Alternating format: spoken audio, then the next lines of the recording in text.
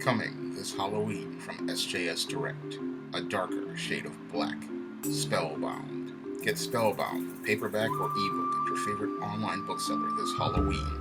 I was watching David Carroll's video where he was doing a receipt to his Rabbit Hole series. And this was a video he did on his public channel. And I was watching that video and it took me back to my time in high school. Because it was during my time in high school that I saw many of the behaviors he talked about regarding the black female enabling this dysfunction in this Negro. And I'm going to try to break it down through a timeline so that people can understand why this Afro-American Negro woman is just as culpable in the destruction of this Negro, because many of the behaviors that this Negro participated in that led to him being in the state of arrested development he's in right now were supported and enabled by this Afro-American Negro woman. She pretty much co-signed all this behavior, endorsed it, supported it, and promoted it. And in order to understand the dysfunction of this Negro male, you have to go back to the first female in his life. Now, your Afro-American Negro woman, the single mothers who raised this Negro, they were the first enablers of dysfunction in this Negro. When it comes down to these single mothers, they pretty much started the seeds of supporting this Negro's dysfunction.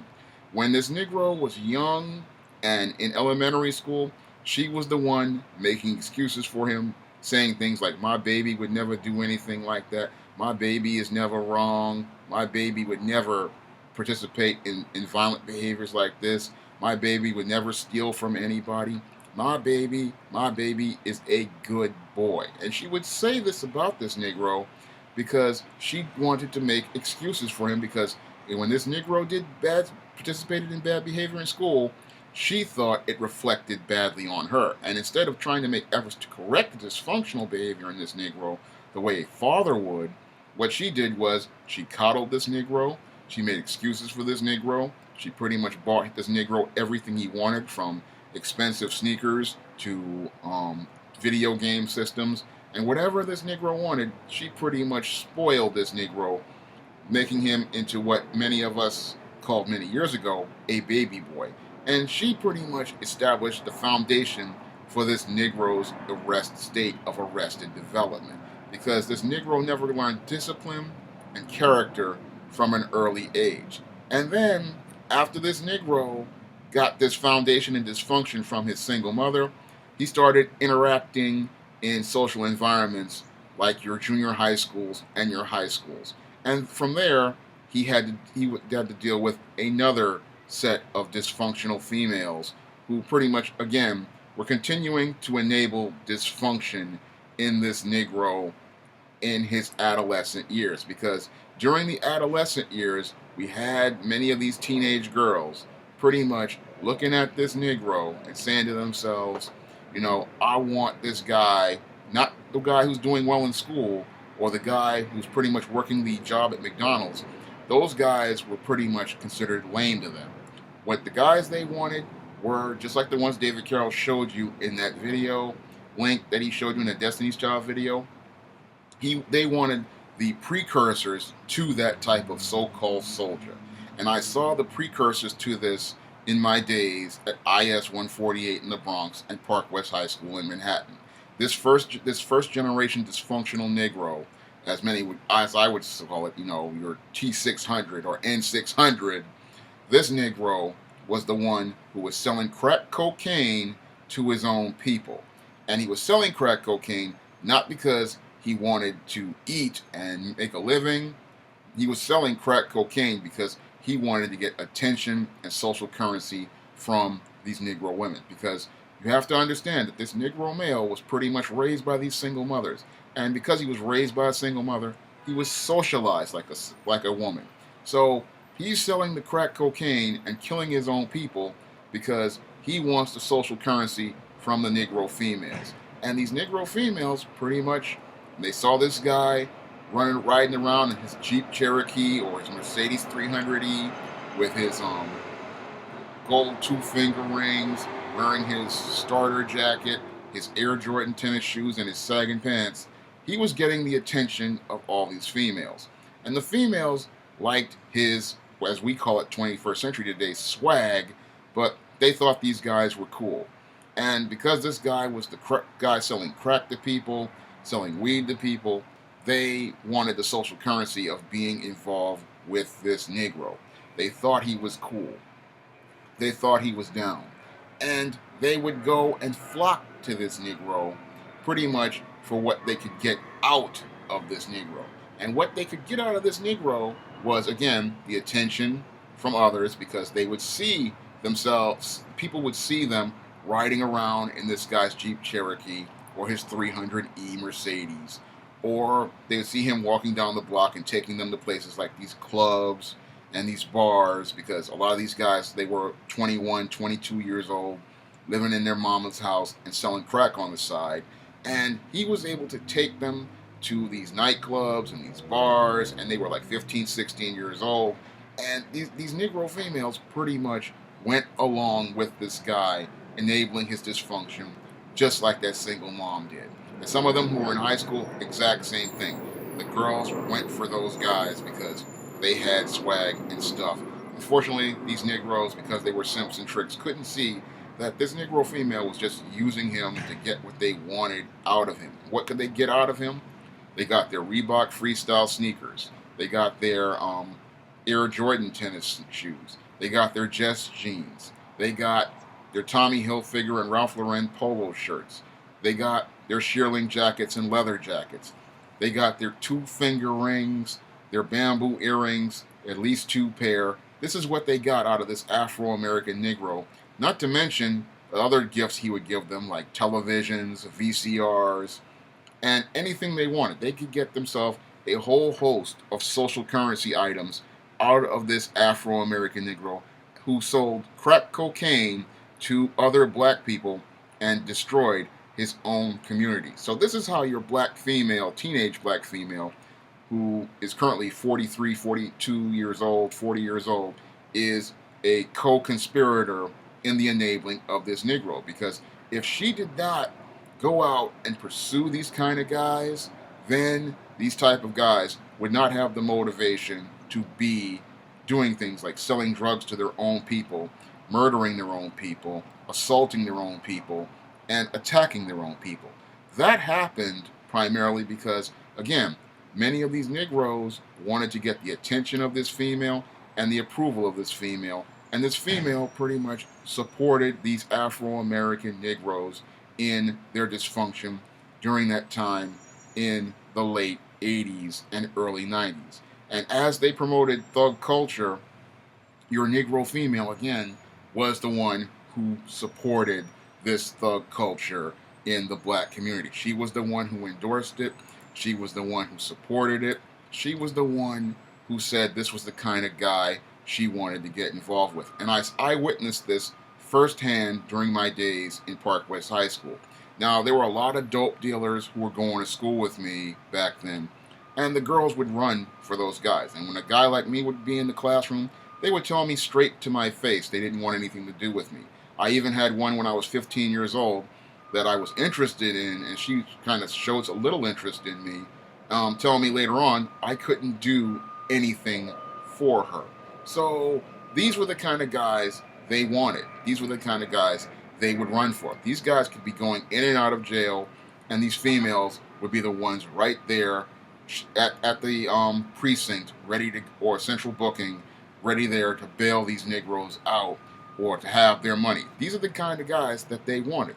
And the behaviors they enabled and supported, again, because they could get something out of them. These females were complicit in the destruction of the black community. When you look at these females, they need to be held accountable, because these were the females who were sitting there having the stash house in their apartment, stashing this guy's blocks of cocaine, stashing this guy's bricks of weed, stashing this guy's crack rocks, and stashing his money. She was right there along with it. And when this guy got arrested and got locked up, and after a while, she saw that he was getting these mandatory minimum sentences of 25 life to life, life in prison, she went on with her life. And she went to places like the college I went to back in the 90s, trying to call herself getting her education. And while this guy was either in and out of jail or he was locked up for 25 years, she was pursuing other Negroes exactly like this Negro. And while she was pursuing these guys, she was out here having kids with these guys and pretty much creating, the next generation of dysfunctional kids with this guy. Again, co-conspiring with this guy because this is what she wanted. And while she was going to school, she went out here, got her college degree, started working at these corporate jobs, and then after she got on these corporate jobs, she thought she could continue to have a relationship with this Negro. And she's at this job, making this money, making these dollars, 35, 45, $50,000 a year, starting to get her own thing, own place, taking these kids to school, and she's still trying to move ahead. But when she's dealing with this Negro, she realizes that as he's been in and out of jail, he's not growing. He's not changing. She's grown and changed because college has changed her. The corporate work environment has changed her and changed her life. But she looks at this Negro and she's realizing that this Negro is in a state of arrested development. This Negro is still at a mental state of about 11, 12, 13, maybe even at 16 years old max. And because he's stuck in that state of arrested development, his mind is still focused on stuff like trying to buy the new Jordans at 25, 26 years old. Now, when I was 25, 26 years old, I was thinking about trying to build my life and trying to move ahead towards the next level in what I wanted to do as a writer. Because when you get in your mid-20s, you really start thinking about what you want to do in life, where you want to start your career, and what direction you want your career to go in.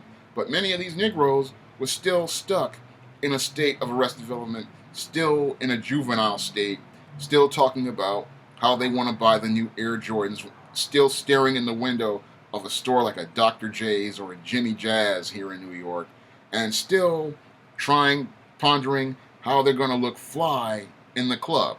Again, when you get into your mid-20s, early 30s, you start thinking about things that are serious. You start thinking about what direction you want to go in your life, where you want to take your career, what type of skills and training you want to get to move your career to the next level, and moving out and getting your own stuff and really moving towards something serious. These guys, again, their mind is still stuck thinking about how they're going to wear the new Jordans in the club, how the girls are going to see them, how they're going to walk out here with these Timberland Spice Tans and sagging pants.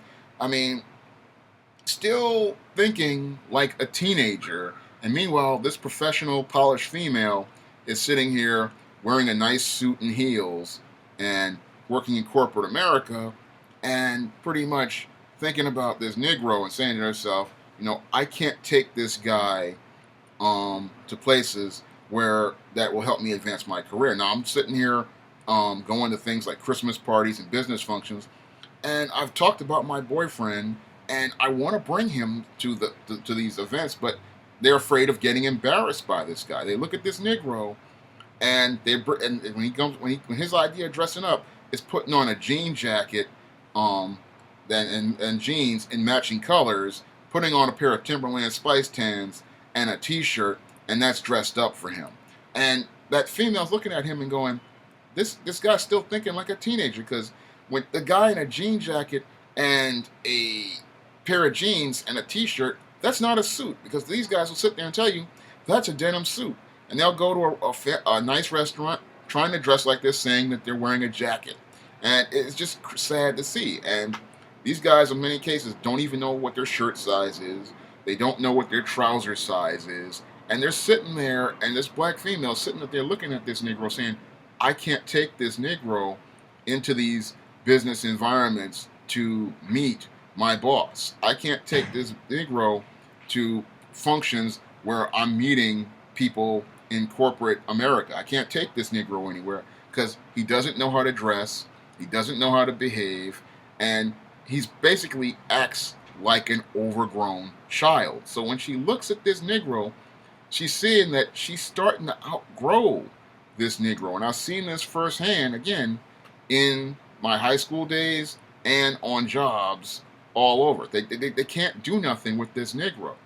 And they're growing, they're changing, they're becoming different people, and they look at this Negro and they're saying, "This is an overgrown child," and because his priorities after all the dope dealing and all this thugging and all this, I want to be a rap star. Again, he's thinking like a child. He does not have any sort of long-term plan, any sort of structure to his plan, and he's basically an embarrassment because he's the guy. He can't even have an intelligent conversation with people without using street slang in it and a whole host of profanities. Because the way this Negro talk, because I went to school with these type of guys, everything is an F-bomb because they do not know how to use language. They do not know how to use vocabulary.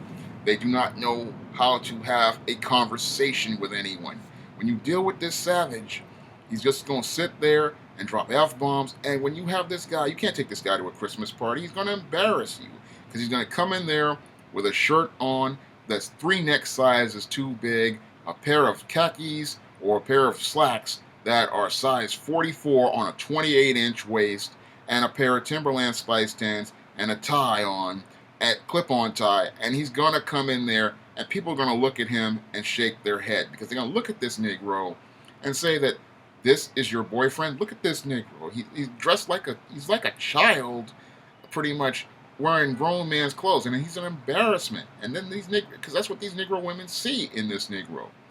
Unfortunately, they can't see how they enable this behavior by getting involved with these dope boys, getting involved with these thugs, supporting them in their behavior, supporting them in their criminal activity and criminal enterprise, and going along with this thug culture because they were the ones who went along with this. And this was something that when I made my video about Spike Lee's Chirac a couple months ago, I went into in depth because I looked at it and said, he left out the whole part where these black females supported these guys in their dope dealing and in their criminal enterprise, and how their behaviors led to the dysfunctional behaviors of this Negro in the black community and him committing all these crimes. She went along with this. She is a co-conspirator in messing up this Negro because he wouldn't have been messed up if these Negro women did not set up this foundation for him from his single mother, who pretty much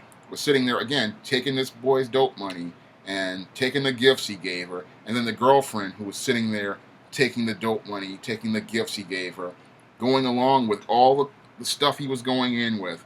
They were the ones who went along with all of this. And again, I was eyewitness to quite a bit of it during my high school days, how these girls pretty much, and these mothers pretty much, let this culture fester in the black community. And now that that many of these black women have worked in these corporate jobs, and a lot of them have moved up in those corporate jobs, they've been promoted, they're tired of this Negro.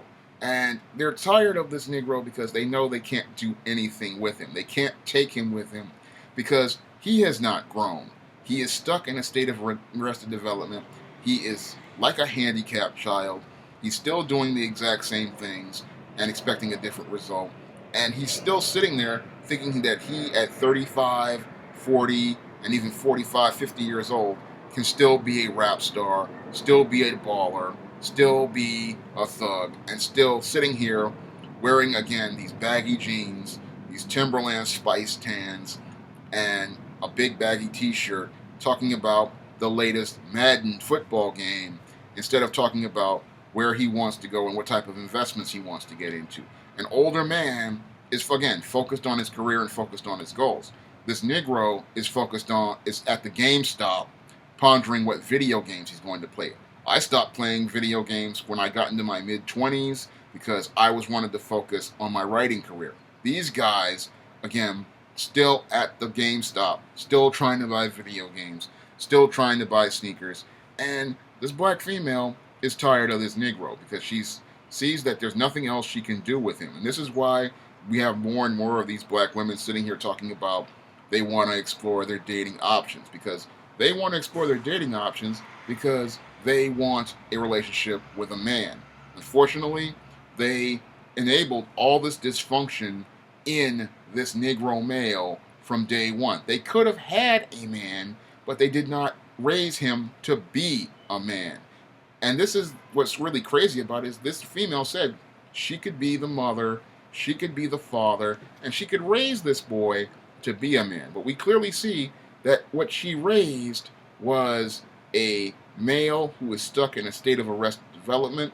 And because this male is stuck in that state of arrested development, now she realizes that she was wrong. And instead of admitting she was wrong, what she's trying to do is try to abandon this Negro and then call herself exploring her dating options. I say no, do not allow her to explore her dating options, because any man of any other race can look at this Negro male and see that this female is dysfunctional.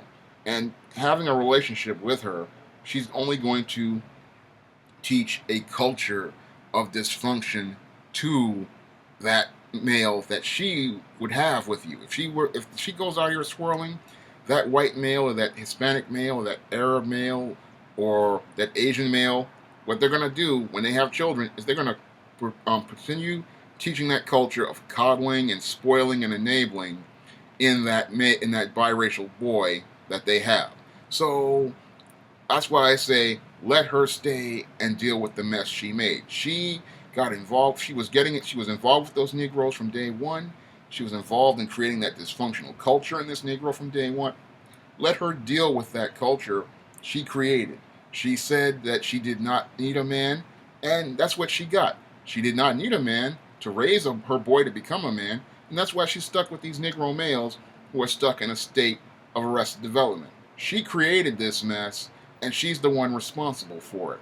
Unfortunately, now we have a lot of these simps and beta males who are sitting there trying to enable her instead of holding her accountable for it, because she was the one, again, who said she could rear a boy to manhood. She was the one who said she was strong and independent and did not need a man.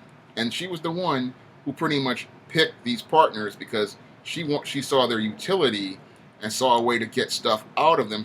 Because everything was fine when she was 16 and riding around in this 22-year-old guy's Jeep Cherokee or his Mercedes 300E, sitting up there eating expensive jumbo shrimp and shrimp fried rice Chinese food or KFC, and everything was fine then. But now that she's got 3 kids by this Negro, he's in and out of jail, he's stuck in a state of arrested development, he's still sitting on your sofa talking about how he's going to be the next Jay-Z or the next Cool G Rap, and his rap career is going to eventually take off soon, and he's 35, 40 years old.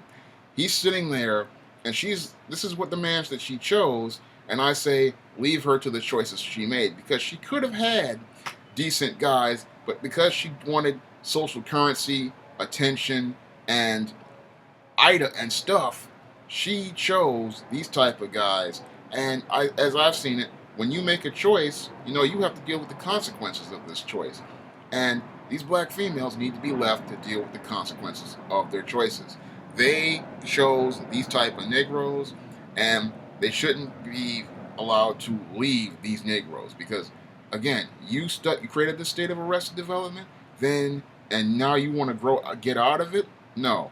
You stay right there with these Negroes who you enabled all this dysfunction in, and you stay in that state of dysfunction that you created. Because all of this, again, created by this black female. She was the one who picked these guys, and if you make a choice, you have to deal with the responsibilities that related to that choice. You have to deal with the consequences of those choices. And these black females made those choices way back in the 1980s and the early 90s, and now 25, almost 30 years later, they want to tell the world that they want to explore their dating options. Well, when you had the option to pick the decent brothers back then, why didn't you choose them? And why didn't you raise these guys to be halfway decent back then?